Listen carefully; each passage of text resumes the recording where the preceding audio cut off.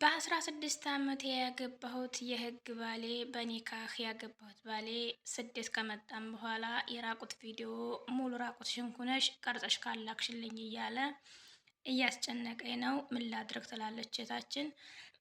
አካውንቴን ኮፒ ሊንክ ሸር ሪፖስት አድርጉልኝ፣ ፎሎ አድርጉኝ ማለት ነው። ቀጥታ ወደ እህታችን እንትን እገባለሁ። እንደዚህ አርዝማችሁ አትጻፉብኝ፣ በጣም ስታረዝሙት ለእኔ ከባድ ነው። ለማንኛውም እህታችንን ታሪክ ባጭሩ እንዲህ እነግራችኋለሁ። ሰላም ላንቺ ይሁን፣ እስኪ ለእኔ ምክርሽን እሻለሁ ትላለች። እኔ ባለቤቴን ያገባሁት በ16 ዓመቴ ነው። ኢትዮጵያ ለ2 ዓመታት ያህል አንድ ቤት ኖረናል። ከዛም ግን ከዕለታት አንድ ቀን በየመን ተነስቶ ወደ ሳዑዲ አረቢያ መጣ። በሰላም ገባ። እሱ መግባቱን ሳይ እኔም ተከትየው መጣሁ። እኔም በሰላም ገባሁ። እሱም እኔም እንሰራለን። በስራ ላይ እያለን ግን 24 ሰዓት በሚባል ደረጃ እንደዋወል ነበረ። ከጊዜ በኋላ እየቀነሰ መጣ። ከዛ ምን ሆነህ ነው? ምን አጉድዬብህ ነው እያልኩ ስጠይቀው ያጎደልሽብኝማ እንደ ሌሎቹ ሴቶች ራቁትሽን ሆነሽ ቪዲዮ ቅርጸሽ እየላክሽልኝ አይደለምና ቪዲዮ ቅርጸሽ ላኪልኝ አለኝ። እኔም በጣም ተናደርኩና ምን ለማለት ፈልገህ ነው? እኔ እኮ የኒካ ሚስትህ ነኝ አልኩት።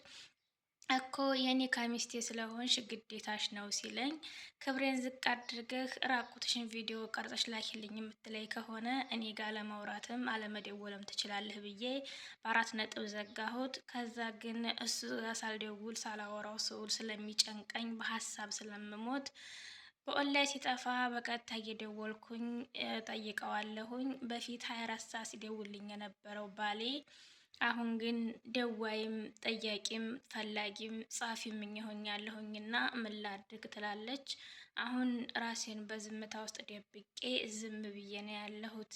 እሱም ጋር እንደ በፊቱ አይደለም፣ በጣም ቀንሶብኛል ነው የምትለው እህታችን። እና አካውንቴን ኮፒ ሊንክ ሸር ሪፖስት እያደረጋችሁ ለእህታችን ኮሜንት ጻፉላት። የራቁት ቪዲዮ ትላክለትና እንደ በፊቱ ባሏን ትቀጥል ማውራቷን ወይስ ምን ትላላችሁ? እኔ ግን እዚህ ጋር ማወቅ ያለባችሁ ነገር ስለ ራቁት ቪዲዮ ስሰራ ቪዲዮ ሁላችሁም ሙት ለእኔም እንደዚህ ብሎኛል ስር እያላችሁ በተደጋጋሚ ስለ ራቁት ቪዲዮ ስሰራ ሰው ይሰለቻል። ስለዚህ ለአንድ ሰው የምሰራውን ቪዲዮ ለእናንተም እውት፣ ኮሜንቱን ምን የምናገረውን አዳምጡ ማለት ነው።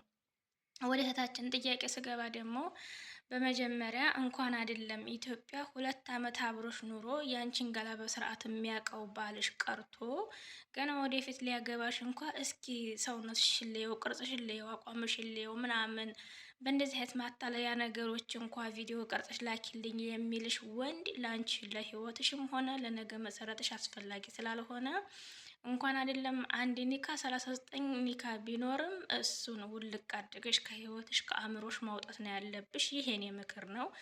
ወንድ ልጅ አንቺን የሚያከብርሽና የሚያፈቅርሽ ከፍታ ቦታ ላይ እንድትኖሪለት የሚፈልግ ከሆነ ከሌሎች ሴቶች ጋር አነጻጽሮ እንደ ሌሎቹ የራቁት ቪዲዮ ቀርጸሽ አትልኪልኝም ካለሽ ያ ሰውዬ አንቺን ንጽጽር ውስጥ እያስገባሽ ነው ማለት ነው።